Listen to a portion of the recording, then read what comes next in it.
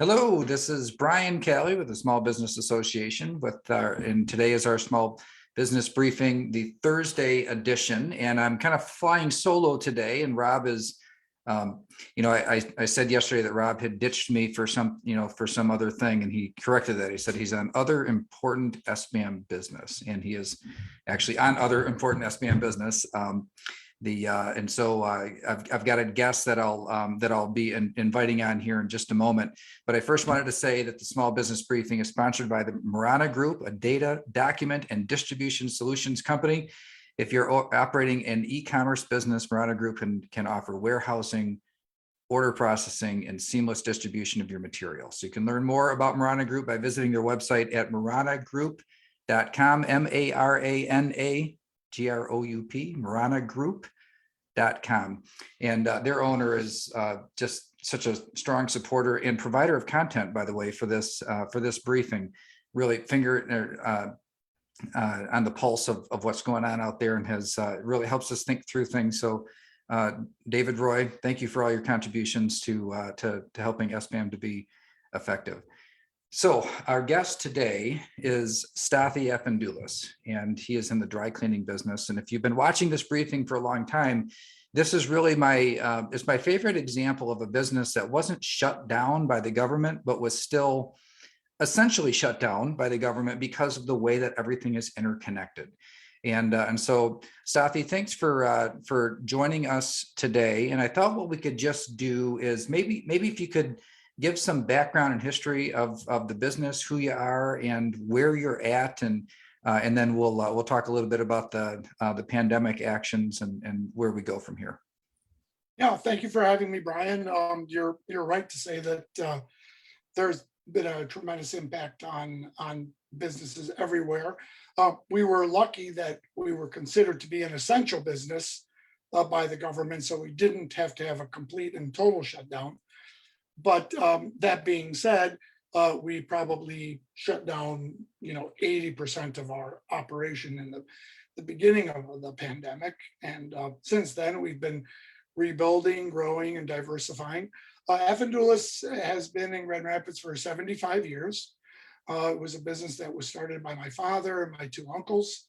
It began in downtown Grand Rapids as a shirt pressing, hat blocking business. And then in 1945, the brothers moved to our current location at 1138 Michigan Street. And we have been there ever since, and serving Grand Rapids for 2 generations. And we have our children working for us. And so it's truly a family affair. And basically throughout those 75 years, we've developed relationships with people in the community, and that's a blessing now given the pandemic, because we have so many people who have supported us during that extremely difficult time. But we're still here, and we're growing, and we're changing.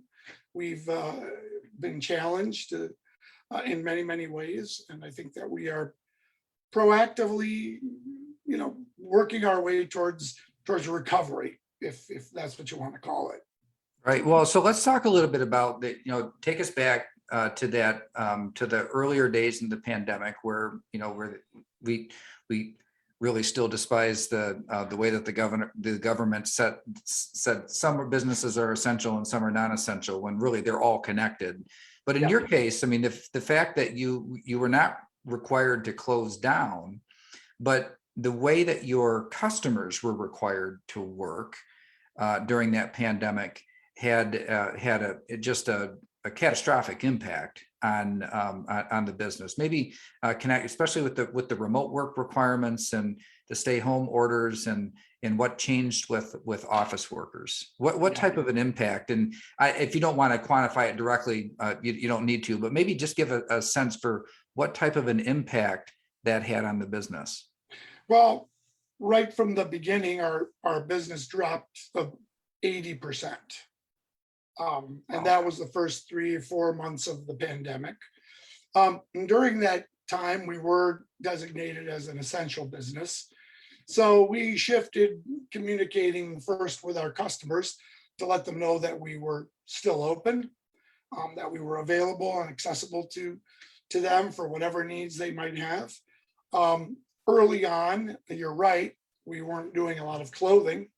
What we were doing was, household items, laundry, sanitary cleaning, things like that, reaching out to different hospitals, doctors' offices, those individuals that were required to have cleaning and sanitary cleaning by a professional.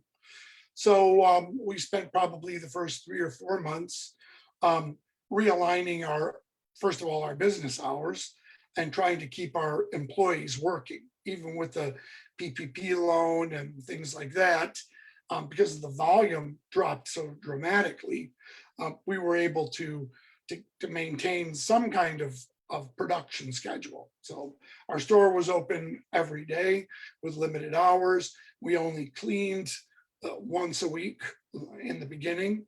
And after that, as things opened up, as the pandemic progressed, we were able to continue to keep our people working and continue to keep cleaning and doing the things that we needed to do for people in their homes. And since then, we've continued that trend. And at this point, we're back probably better than 40%.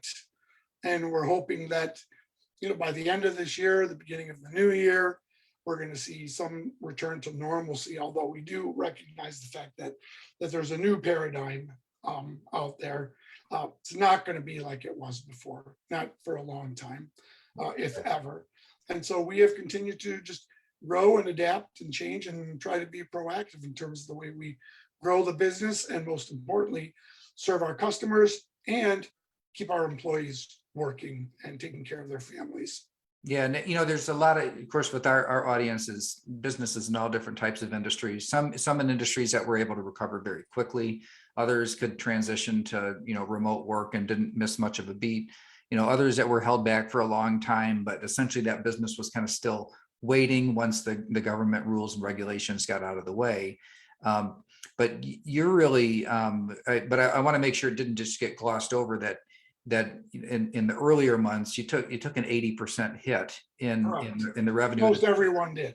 Yeah, and then have kind of clawed your way back to 40%. But that is what a major impact. And so one of the first kind of bottom line messages for the small business community is to keep in mind that top line economic statistics might look like they're all going in the same direction, but the recovery of different industries tell a vastly different story. Now you're still here, 75-year business, and you're still here and operating. But could you give us a little bit of flavor of what's happening in the industry? Your peers, your competitors, in some cases maybe your former competitors. As this pandemic has progressed, it's really in some cases taken some businesses right out of the game totally. Yes, we've had, I think, half a dozen smaller dry cleaners close in Grand Rapids in the last year or so, which is unfortunate. If you were, marginal, or your volume wasn't great to begin with, or you were a small shop, then the pandemic certainly did make it very, very difficult for you to remain in business. Those of us that were large enough to react, proactively and change our business model and shift to different aspects of service that we've all been doing for a number of years. But I think the pandemic sort of forced our hand into certain areas that we all have been working in. Affendoulis, for instance, are probably the two biggest things that we did to do was, first of all, reach out to our customers, let them know that we're here, but also shift our services to more of a pickup and delivery model. We had to close one of our stores in the north part of town up on the East Belt line.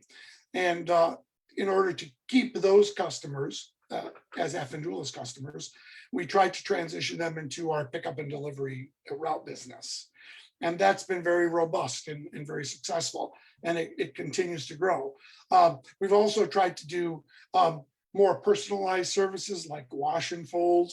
A lot of laundromats do that kind of thing, but a lot of dry cleaners like us don't necessarily have the capacity to do a lot of personal laundry and things like that.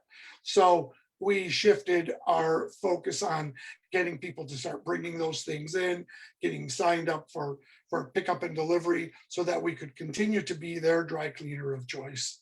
Even though we lost a location, our other location in Cascade was closed for a number of months until I think July.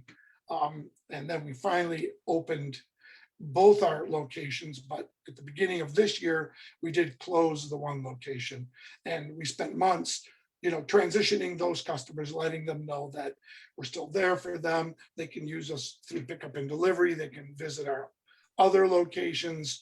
But most importantly, we were communicating with them that we were still here and that we were diversifying our services to help them make it easier in their lives, because they were not working as much. They needed help with laundry. People were moving. People were, just making all kinds of transitions in their lives. And so we just wanted to be sure that we were, had our finger on the pulse of what was happening to our customers in their homes and in their lives, and meet those needs as best we could. And I'm proud to say that I think we did a really good job of that. I think our customers have been incredibly supportive. They have said to us, whatever you can offer us, we'll take and we'll use. And that's a compliment. So we've been great in that. And also our employees have not left us. They've stayed with us. A lot of people have had attrition. They've had employees, because of PPP and other incentives, just not come back to work. But our employees have, when we asked them, they answered the call, and they continued to work with us, work for us. And as things got better and our production schedule expanded, they were always there to help us meet the needs of our customers, which is probably the first and foremost thing that we had to do. So in that respect, we are continuing to do that type of business model. And now, quite frankly, things are opening up. We are still seeing people move into Grand Rapids, young people, millennials, coming from all over. So even with the pandemic, people are coming back into town, and there's a need for our service, and we are just continuing to try to diversify and answer their needs as best we can. Excellent. Well, Stathi, thank you so much for joining us and telling this story. We like to, especially on Thursdays, to highlight different industries and talk about the recovery and make sure that as we move forward, we're pretty insistent that the practices of the past are very consistent practices of the past, not be employed in the future in terms of pandemic response. That we not take steps backward, and the reason is because there are so many different industries that are still really in the beginning stages of recovering the business that they lost because of this pandemic. Yes. And so we appreciate you giving voice to that, and thanks for being such an awesome small business, family business over the last. Yeah, well, we're blessed. That's for sure. And we got great customers. We got great employees. And we have a reputation we're very proud of. And so we want to just continue that. Serve Grand Rapids as long as we can. All right, very good. Thanks, Stathi Afendoulis, for joining us today. Thank you. Thank you, Grand Rapids. All right, very good. Well, so we've got some other things that we wanted, that I wanted to cover with you today. Some things that have changed, some things that have that are continuing to progress through the process here. And so the first thing I want to mention is that, as we do, there are 3 updates in the numbers per week. And we still see this kind of slow increase happening in Michigan. We'll get into the numbers in depth on Mondays, as we always do. But in before last year, it was toward the end of September, beginning of October, things really shot up. Here we see an increase happening earlier, but it's a much more moderate pace. The hospitalizations and the increase actually, they look like maybe rounding off a little bit at, of course, a much lower level than in the past. So that overall is good news, but that positivity rate, the percentage of positive tests coming back, is around 10%. So that continues to increase. And sometimes that's a predictor that you've got case increases in front of you. But it really does seem that growth seems to be very suppressed compared to all three other previous waves. So good news so far. Obviously, lots of changes. This thing can be kind of unpredictable, but there was nothing in this week's numbers updates that gave me pause to think, hey, something big is changing here. It really looks like more of the same in this kind of slow march forward. So let me actually, I'm going to go on a little bit of a rant here on this eviction moratorium issue. So we did finally see the end to the eviction moratorium with help of the United States Supreme Court. So they finally said, hey, look, the Biden administration tried to extend the eviction moratorium, and I'll get to why that isn't so important. That is so important to us. It's the sacred aspect of contracts, that contracts have to mean something. So the Supreme Court said, no, you can't extend this eviction moratorium. But the United States Attorney General, Merrick Garland, had done kind of a call out to lawyers to take on cases. And I think the inference being kind of on a pro bono basis to fight back on the evictions that might happen here in the future. But here's the thing is, while I think most people understood in the early stages of the pandemic that some additional protections might be in order, the idea of just saying to people that you don't have to pay rent or you don't have to pay a mortgage payment indefinitely, it's just not doable. There has to be the contract that is signed has to mean something. And if we're going to have a government that will, depending on circumstances, just say, hey, these contracts, the terms of these contracts don't matter anymore, the ramifications, the precedent that sets, the uncertainty that puts into the marketplace is such that it changes the dynamic, the very dynamics, the foundations of what we rely on. So the idea that contracts have to mean something, that's really at the heart of this eviction moratorium, is where we all have a stake in this, whether or not you're somebody who has and leases property or not. The idea that the government can just throw out the terms of a contract has ramifications that we just can't afford to allow that practice to continue. So thankfully it has ended. It was disappointing to see, I think generally kind of a political statement, but to see the Attorney General Merrick Garland suggests that lawyers need to go to bat to fight back on this thing. Now, I will say a few years ago, he was nominated to be on the United States Supreme Court. And if this is what he really thinks about preservation of contracts, I think we have to be thankful that he didn't make it to the United States Supreme Court when he was nominated. So let's talk about a couple of other things that have come up. Now we talked a lot about vaccine mandates, and that employers can ask status, they can mandate it as a condition of their employment if they want. That's an authority. It's not necessarily advisable. You'll know, you're the business owner, and that's what we say is, hey, business owner ought to be in charge of these things, what the terms of your own employment are in your place of business. There have been lawsuits on this, and the lawsuits when employers, mainly they're larger employers, but when employers have said, yeah, you got to, and then those employers get sued, they've been winning. So there are a lot of examples. We've covered them in a few briefings, but there was one that was different this week, and it happened to be in Michigan, federal court, but in the Kalamazoo area, where students at Western Michigan University, so student athletes at Western Michigan University, they sued, and a federal judge blocked a COVID-19 vaccine requirement. There were four soccer players on the women's soccer team, and the ruling was, and they did this essentially a stay, but they do that when the ruling is, when those that are suing are likely to prevail, or there's at least a decent chance that they will prevail.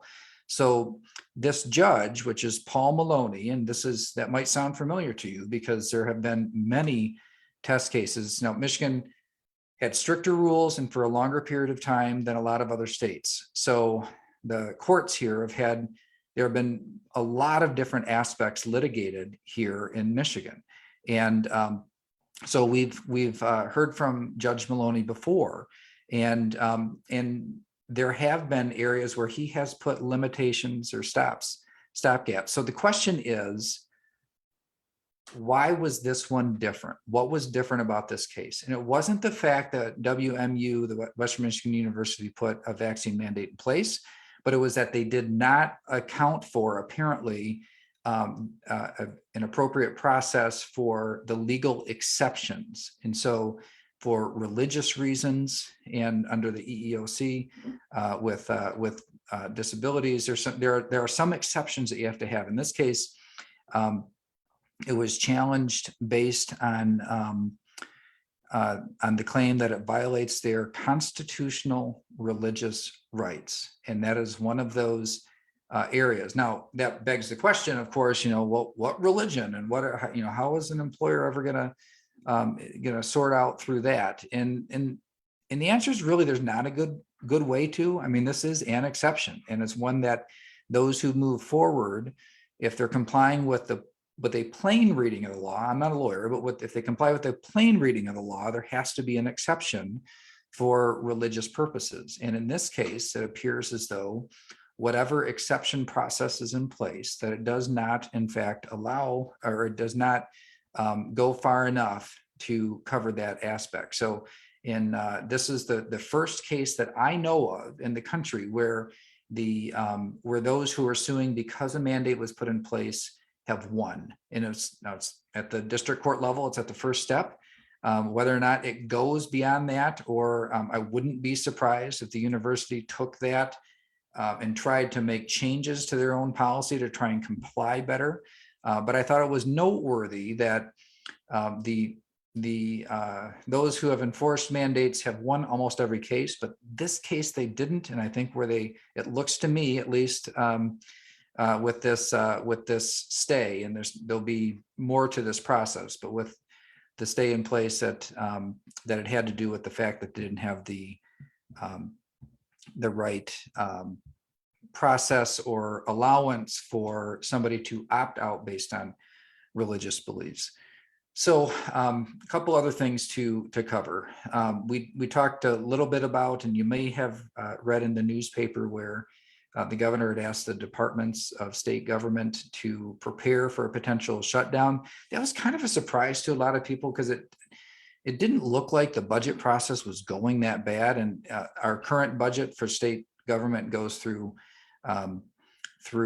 the end of this month, so September 30th. The fiscal year of the state goes from October 1st through September 30th. You might recall in the previous administration, the Snyder administration where I worked, we always had a rule that you had to get the budget done by June.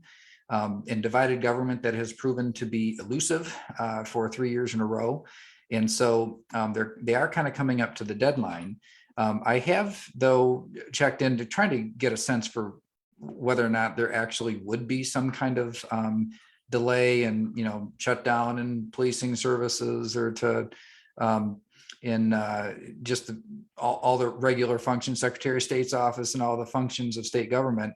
And it actually looks like things are going okay. I don't have a good answer for why those contingency plans were being made.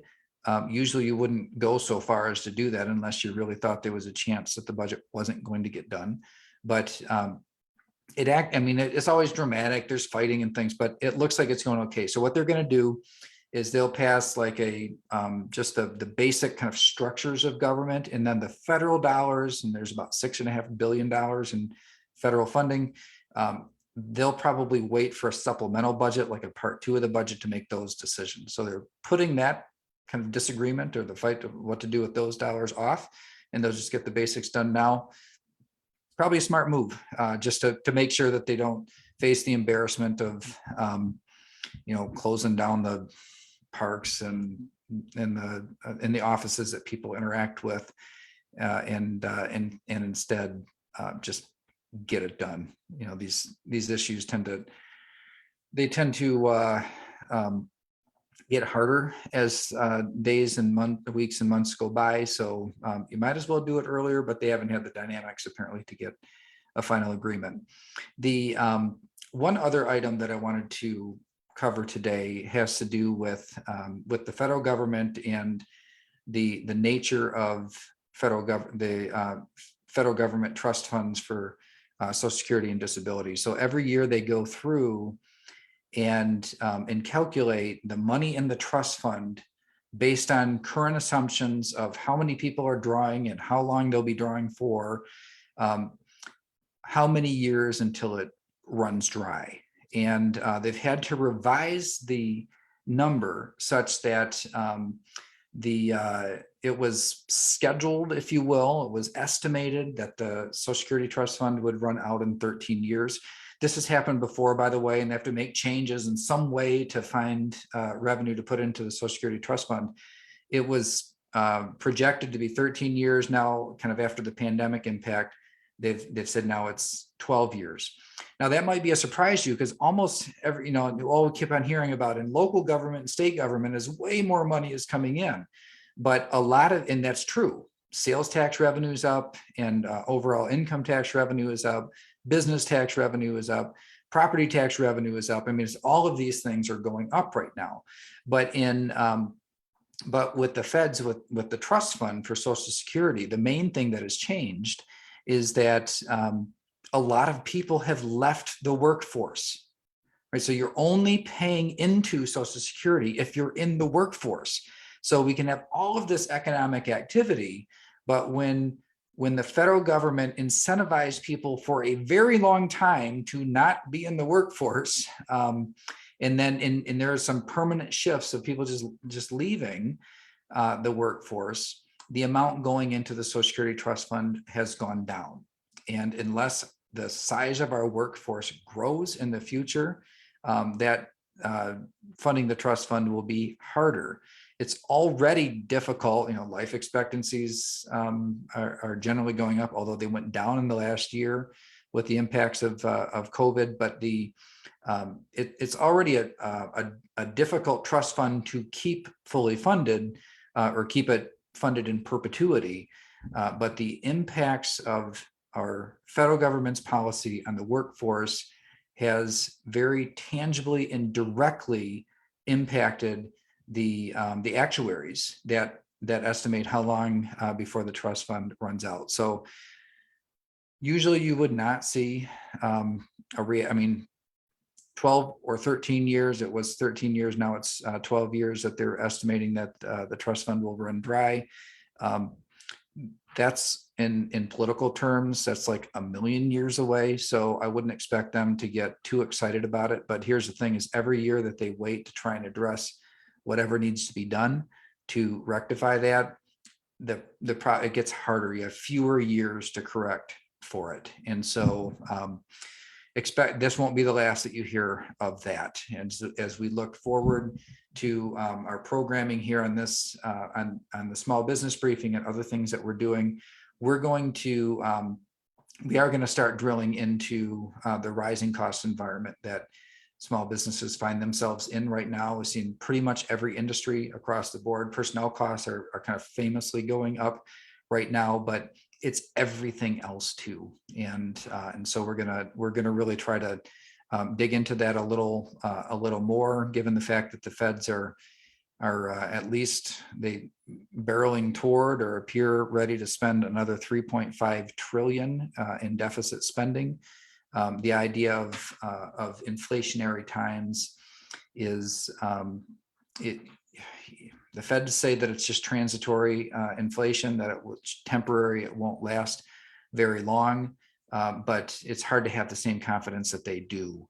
And so we're getting some input, some feedback, some insights, some examples from small business owners about what they're experiencing and how they're dealing with it. We'll look forward to continuing that conversation onward and into the future. We will not be back on Monday. It is Labor Day, so we are taking Labor Day off. So it'll be a week from today that the small business briefing is back. I'll look forward to seeing you then. See you later.